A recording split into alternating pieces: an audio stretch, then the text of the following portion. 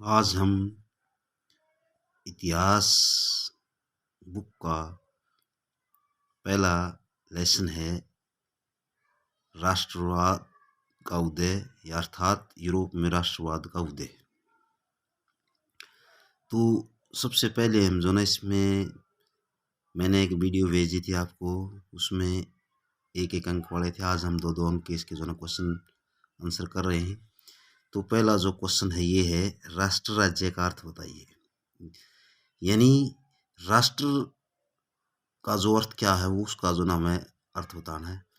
ये एक ऐसा भौगोलिक क्षेत्र जिसमें रहने वाले लोग समान हितों, आकांक्षाओं व साझी संस्कृति से जुड़े होते हैं और संप्रभु क्षेत्र होता है। राष्ट्र राज्य का मतलब होता है कि जिस राज्य के लोगों का समान हित हो, उनकी आकांक्षाएं एक जैसी हों, साझी संस्कृति हो और संप्रभुता संपन्न क्षेत्र हो। अर्थात ऐसा राष्ट्र, ऐसा राज्य जो दूसरे की सत्ता के अधीन न हो और उनकी जो हितें समान हो और उनकी आकांक्षाएं और संस्कृति एक समान हो, तो उसको क्या कहेंगे? राष्ट्र राज्य कहेंगे उसको जो ना। तो उसको क्या कहेंगे? राष्ट्र राज्य। क्वेश्चन नंबर 2, जनमत संग्रह का क्या अर्थ है? जब एक प्रत्यक्ष मतदान द्वारा, जिसके द्वारा एक क्षेत्र के सभी लोग एक प्रस्ताव को स्वीकार या स्वीकार करने के लिए पूछा जाता है। यानी चाहे वो प्रत्यक्ष हो या अप्रत्यक्ष हो, जिस क्षेत्र के लोगों द्वारा जो ये प्रस्ताव स्वीकार और अस्वीकार करने के लिए जो पूछा जाता है उसको क्या बोलेंगे? जनमत संग्रह।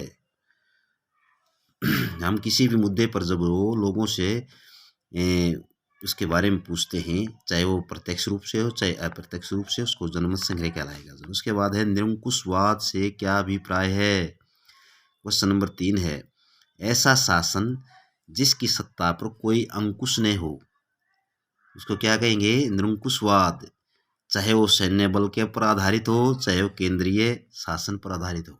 यानी चाहे वो किसी एक व्यक्ति के हाथ में शासन सत्ता हो, चाहे सैन्य बल के आधार पर हो, उसको बोलेंगे निरंकुशवाद। इसके बाद चौथा जो क्वेश्चन हमारा ये है जालवेर आइन क्या था? ये एक जो ना शुल्क संघ था जिसकी स्थापना 1834 में प्रसा की पहल पर की गई थी। प्रसा जो ना क्या है? ये जो ना यूरोप का एक राष्ट्र का नाम है प्रसा, और जिसने जो ना 1934 में एक जो शुल्क संघ बनाया था जिसको बोलते जालवेर आइन। पांचवा क्वेश्चन जो क्या है, कल्पना आदर्श से क्या समझते हैं? ऐसा समाज जो ऐसे समाज की कल्पना जो इतना आदर्श हो उसका साकार होना लगभग असंभव होता हो, उसको बोलेंगे कल्पना। यानी जो कल्पनाओं पर आधारित हो, उस ऐसा समाज जो कल्पनाओं पर आधारित हो, जिसके जो ना साकार होने का जो ना कोई संभावना नहीं हो, उसको बोलेंगे कल्पनाद्रात्मक राज्य। उसके बाद 8वां जो क्वेश्चन है वो है, लुइजे ऑटो पीटर्स कौन था? कौन थी जो ये लुइजे ऑटो पीटर्स? एक जो ना राजनीतिक कार्यकर्ता थी। उन्हें महिलाओं की पत्रिका और उसके बारे में जो ना नारीवाद राजनीतिक संगठन की स्थापना की थी। नारियों के जो अधिकार मांगने के लिए ये इसने एक आंदोलन किए थे।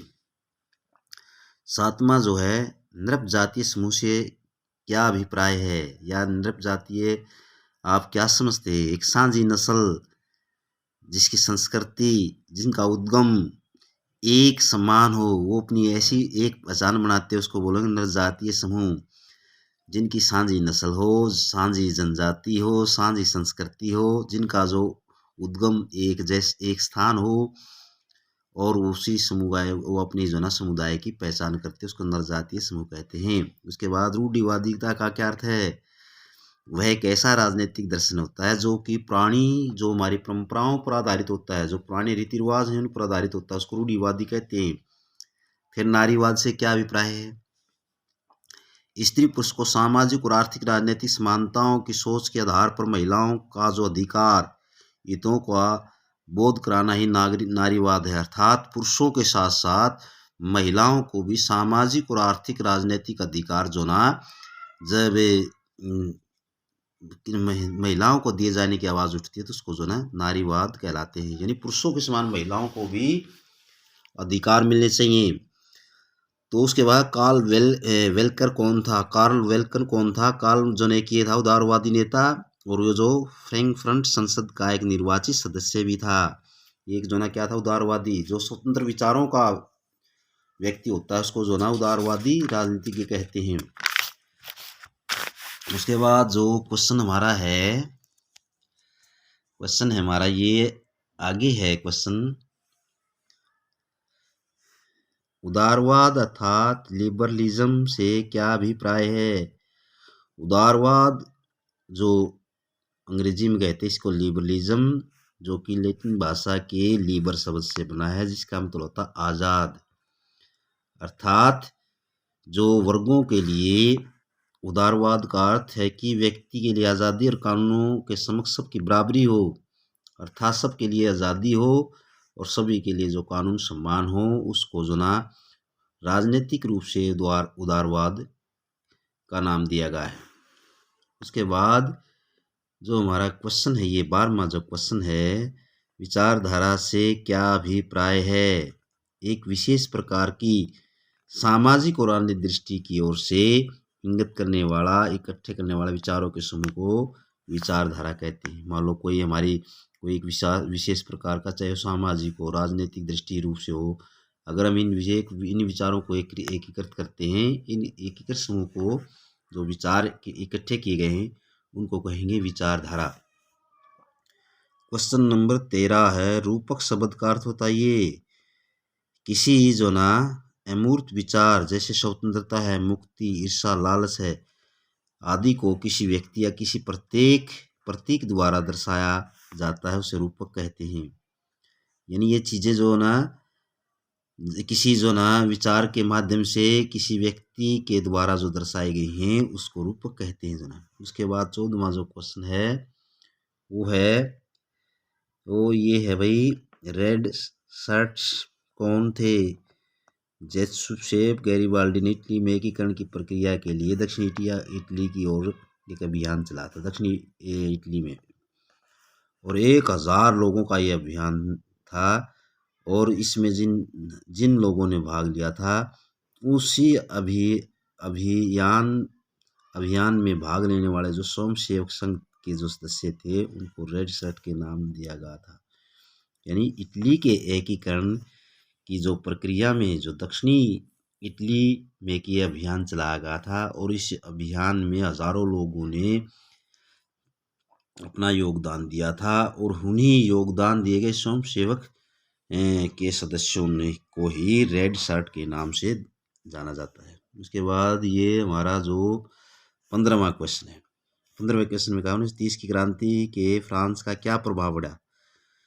जो इसमें 2 प्रभाव बताए गए हैं। इसमें 2 प्रभाव 1930 की क्रांति में 1815 के बाद हुई रूढ़िवादी प्रक्रिया के दौरान सत्ता में बहाल हुई बूर्बन वंश के राजा को उदारवादी क्रांतिकारियों ने उखाड़ फेंक दिया था। जो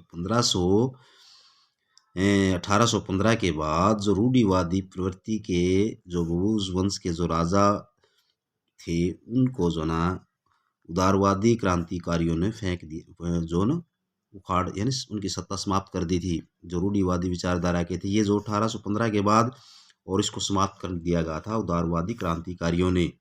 इसका पहला प्रभाव पड़ा था। दूसरा प्रभाव, एक संवैधानिक राजतंत्र स्थापित किया गया जिसका अध्यक्ष जो ना लुई फिलिप्स था। जो ना यानी संवैधानिक राजतंत्र का मतलब होता है जिस राजतंत्र में संविधान का वर्णन किया गया हो, तो उसका अध्यक्ष बना लुई फिलिप्स को जो ना।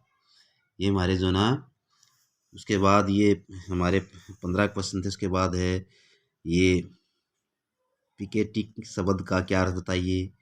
यानी विरोध का एक ऐसा स्वरूप जिससे लोग किसी दुकान, फैक्ट्री, दफ्तर के भीतर जाने का रास्ता रोक लेते हैं, इसको बोलते हैं पिकेटिंग। यानी अगर हम किसी चीज़ का विरोध करते हैं तो उसमें जो ना क्या होती है, चाहे दुकान हो, फैक्ट्री हो, उसमें जो ना जाने का जो रास्ता है उस पर रोक लगा देते हैं, इसको पिकेटिंग कहते हैं। उसके बाद नंबर 2, गिरगिटिया मजदूर कौन थे? उपनिवेशिक शासन यानी जो अंग्रेजों के शासन के दौरान बहुत से लोगों को काम कराने के लिए फिजी, गुयाना, वेस्ट इंडीज आदि स्थानों पर भेज दिया गया था, जो कि ये गिरगिटिया नाम से जाने जाते हैं ऐसे मजदूर। फिर है मुस्लिम लीग का गठन क्यों हुआ था। मुस्लिम लीग का जो गठन क्यों हुआ था, मुस्लिम लीग का जो ना गठन 30 दिसंबर 1906 को हुआ था। इसके जो ना बहुत से उद्देश्य थे। पहला उद्देश्य तो यही था कि भाई जो केंद्रीय सभा में मुसलमानों की सीटों को आरक्षित दिया जाए। दूसरा, उनके लिए अलग से निर्वाचन क्षेत्र की मांग की गई। दो ही इनको, एक तो आरक्षित सीटें की मांग की गई और उनका जो है अलग से चुनाव निर्वाचन क्षेत्र की मांग की गई थी। ये जो है इसमें दो ही इसके जो गठन के मुख्य रूप से ये स्थापना हुई, तब इसके जो है मुख्य गठन किया गया था इन उद्देश्यों के लिए। पूना पैक्ट क्या था। महात्मा गांधी जी व अम्बेडकर जी के बीच पूना समझौता हुआ था और पूना में सितंबर 1932 में हस्ताक्षर किए थे इन्होंने। इसके अनुसार क्या था कि दलित वर्गों और अनुसूचित जातियों को प्रांतीय और केंद्रीय परिषदों में आरक्षित सीटें दी जाएं। इसी के कारण इसको नाम है पूना पैक्ट, यानी पूना पैक्ट के नाम से जाना जाता है। फिर है गुडेम विद्रोही या आंध्र प्रदेश के उपनिवेश शासन का विद्रोह करने के लिए कौन से तरीके अपनाए। एक तो जो गुरिल्ला युद्ध चलाया गया इनके द्वारा, जो आंध्र प्रदेश में उपनिवेश शासन के विरुद्ध तरीके अपनाए उन्हें। ब्रिटिश अधिकारी को मारने का प्रयास किया गया, पुलिस थानों में हमले किए गए। ये 3 प्रकार के जो नहीं हैं ये। उसके बाद आता है 1959 का इंग्लैंड इमिग्रेशन एक्ट क्या था। इस एक्ट में क्या था कि जो बागानों में काम करने वाले मजदूर बिना आज्ञा के बागान से बाहर जाने के लिए छूट नहीं होती थी।